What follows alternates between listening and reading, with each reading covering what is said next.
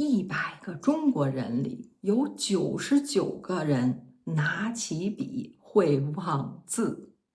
我在北京长大，中文是我的母语，可是我也是这99个人里的一个。今天我们来聊3件事：中国人练字到底花了多少时间和力气？手机打字怎么把这一切都改变了？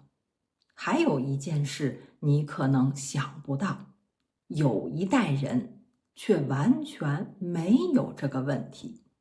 看完你就知道，写不出汉字真的不怪你，你还能顺便学到几个常用的词。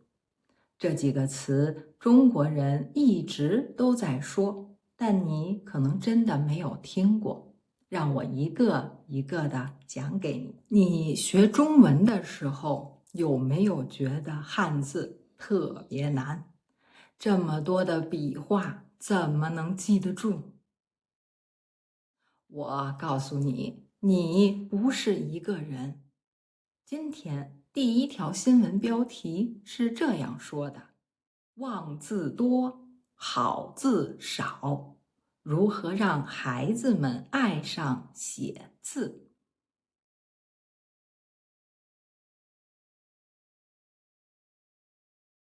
你看看这个新闻，说的可不是外国人，是中国的中小学生。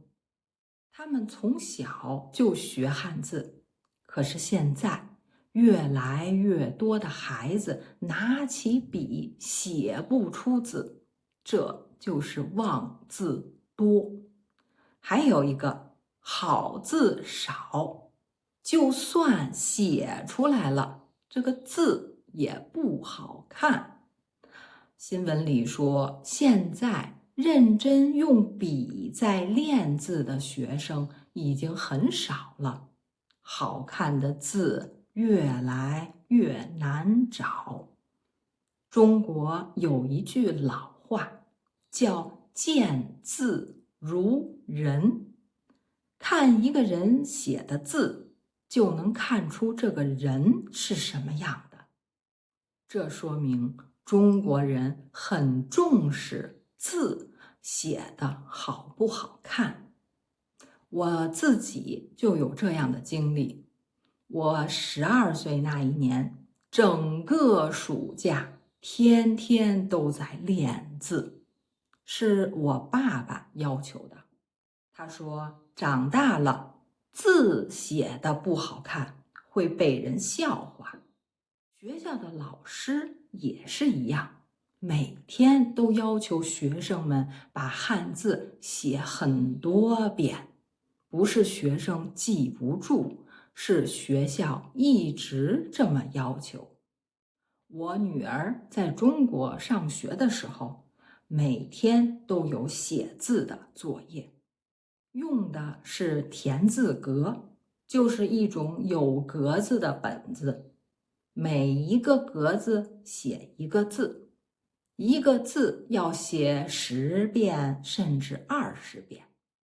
可是新闻里说的这些孩子也是这么练出来的，练了这么多遍，为什么还是忘字多，好字少呢？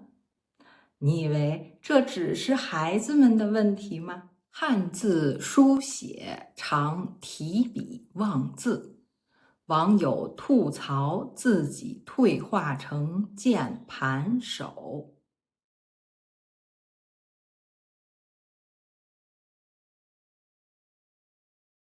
这里说到3个重点词，你可以想象一下一个画面，你坐在那里在写一份工作的计划，写着写着突然停了下来，一个很简单的字怎么都想不起来怎么写，这就是提笔忘字。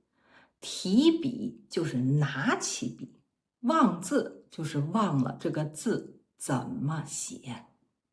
你拿起笔准备写，根本想不起来，完全忘了。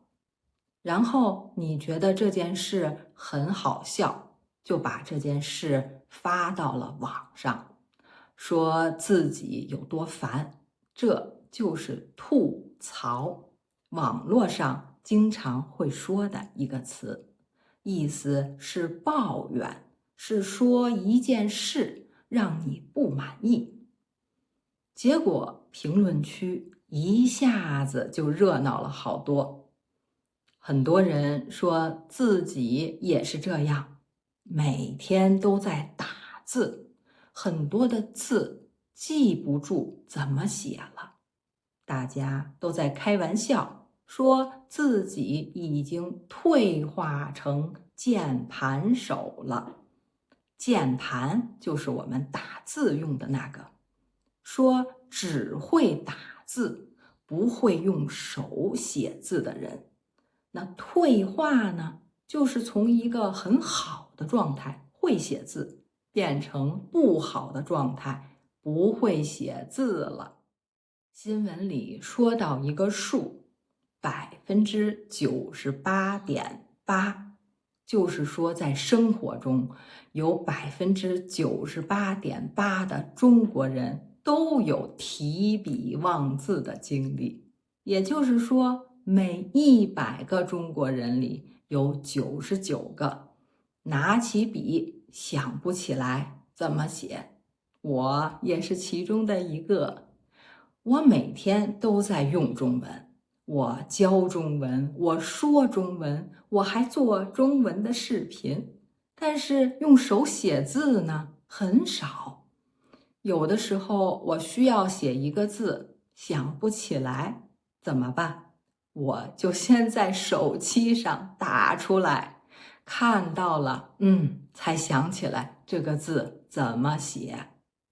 还有一个特别的地方，就是繁体字，我可以读，我认识，但是你让我用手把它写出来，我可完全做不到。这也是大部分中国人会遇到的问题。所以这不是我一个人的问题，这是很多中国人的问题。但是我的爸爸妈妈不这样，他们还能记住，没有那么多的问题。这是为什么？答案就在下面这条新闻里。适老化从手机打字开始，讯飞输入法长辈模式来了。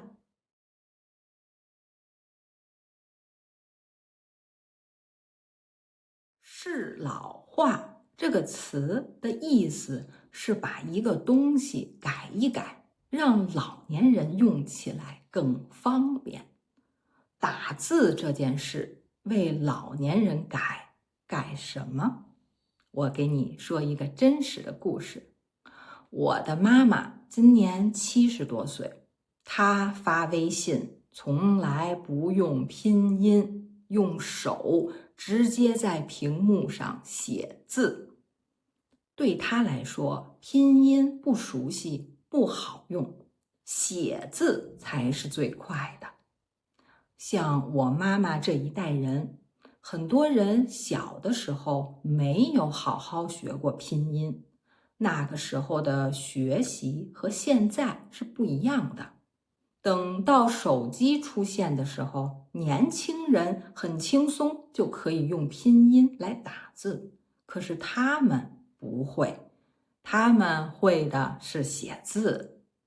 所以手机的公司想了办法，手写输入，就是用手直接在屏幕上写字，手机认出来变成文字。对我妈妈这样的人来说，他们每天还是在写字，只不过从纸变成了屏幕。你发现问题了吗？年轻人为了方便，换了一种写字的方式，慢慢的就忘了怎么写。而老年人呢，没有别的选择，只能继续在手写，一天都没有停过。不是老年人记性比我们好，是他们从来没有停过写字，也就从来也没有忘记过。现在你不要因为写不出汉字，觉得自己不努力、不认真，学得不好了。连中国人自己都在忘呢。你觉得打字是不是比写字更简单？你有没有用过这个手写输入法？欢迎在评论区和我分享。如果你学了很长时间的中文，只听只读不会用，我这套视频每天10分钟，还有练习帮你真正学会，点一下就能开始。我是 Coach 天，下周同一时间我会继续用真实内容陪你一起把中文读懂。我们下周再见，拜。